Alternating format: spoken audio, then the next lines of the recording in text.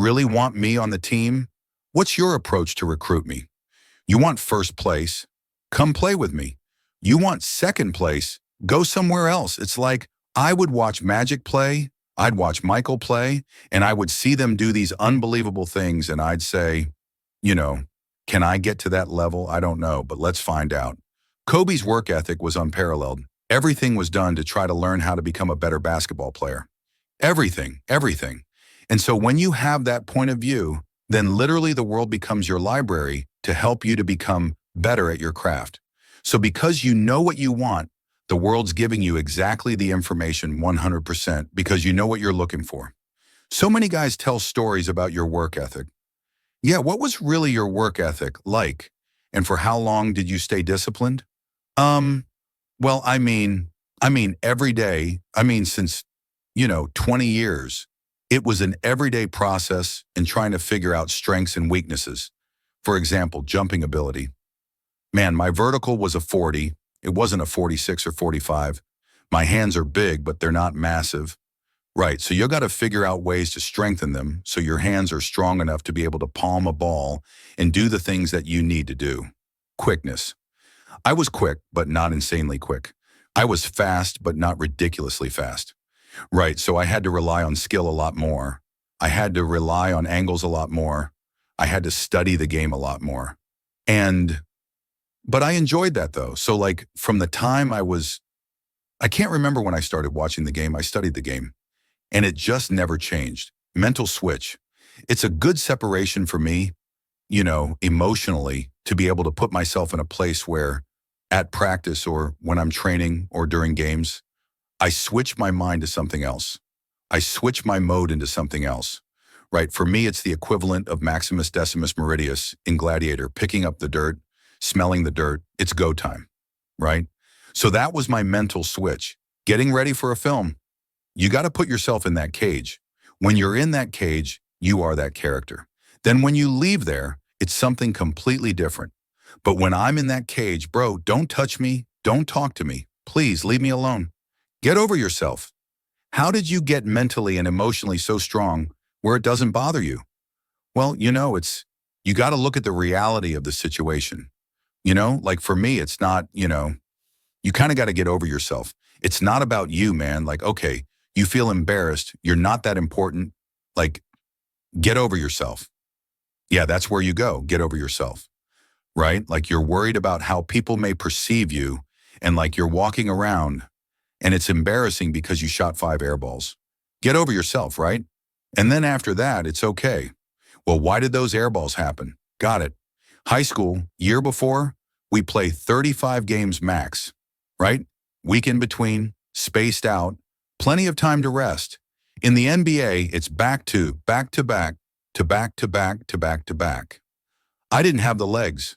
So you look at the shot, every shot was online. Every shot was online, but every shot was short, right? I got to get stronger. I got to train differently. The weight training program that I'm doing, I got to tailor it for an 82-game season.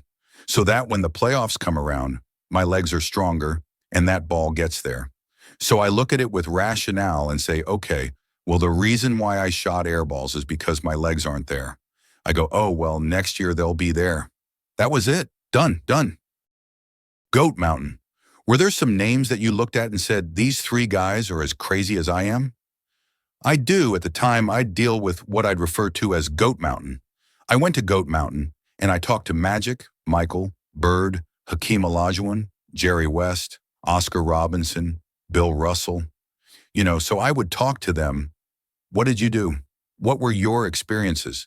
Michael in particular, he's become my big brother. He's been my big brother since I first came in the league. And what was that process like? So I went to them and started understanding the ins and outs of the game and, how they approach things and their level of detail and obsessiveness. And that's what I did.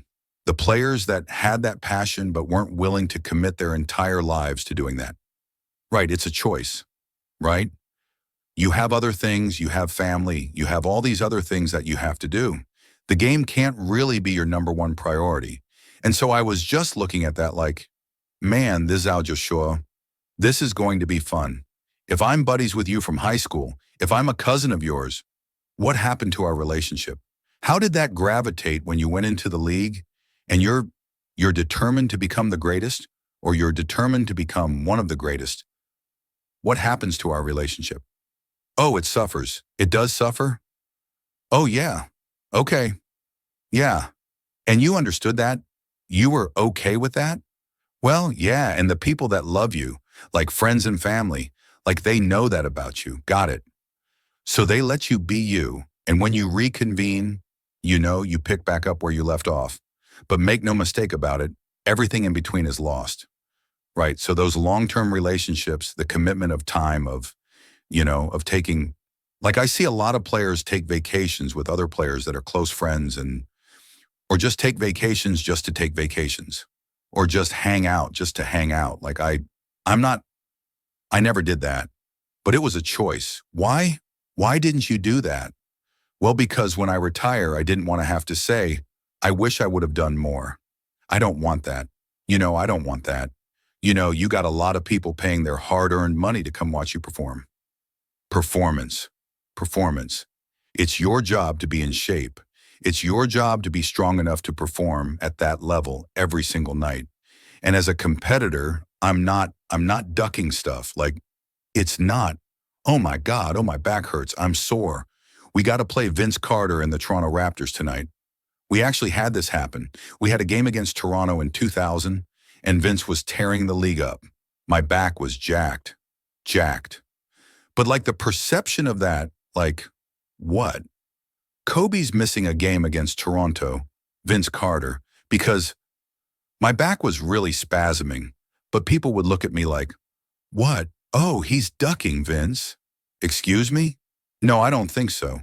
So I would be in the layup line like, okay, there's a lot of days where, you can rest and recover.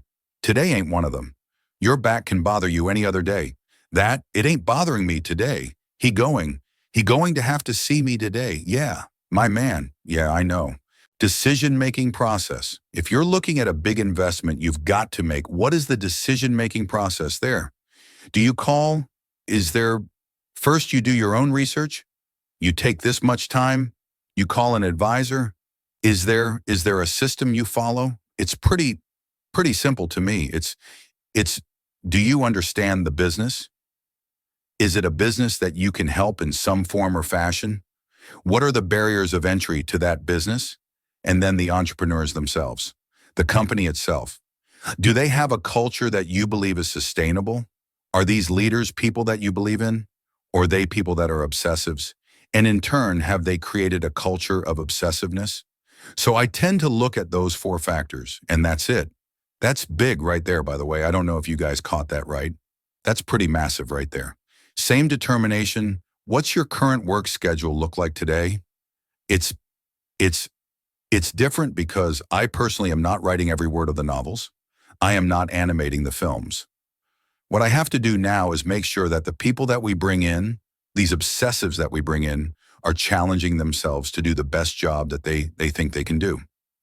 That's what I'm there for, is for them to constantly look in the mirror and self-assess and challenge themselves. If we have a project and you're saying, okay, I can do that, that's not the project we want. The projects that say, I don't know if I can animate that. I don't know how to write that story. I don't know how to do that. Those are the things we want, because through that curiosity, you'll reach a level that you didn't think was possible. And so running the studio, that's what I'm doing. Kobe's Achilles injury. You're playing against the Golden State Warriors. Score is 107 to 109. You guys are close to getting into the playoffs. You know exactly what happens in the game. You go up, you're about to take your shot, and then all of a sudden, boom, your Achilles happens, right? He went and hit the free throws, and then you walked off the stage. Yeah, and you got the surgery done. Right.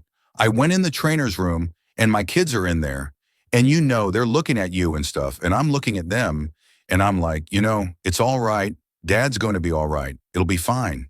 It'll be all right. It'll be all right. It'll be all right. As a parent, you got to set the example.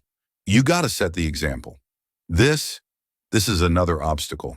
This obstacle cannot define me. It's not going to cripple me. It's not going to be responsible for me stepping away from the game that I love. I'm going to step away on my own terms. And that's when the decision was made that, you know what? I'm doing it. I'm doing it.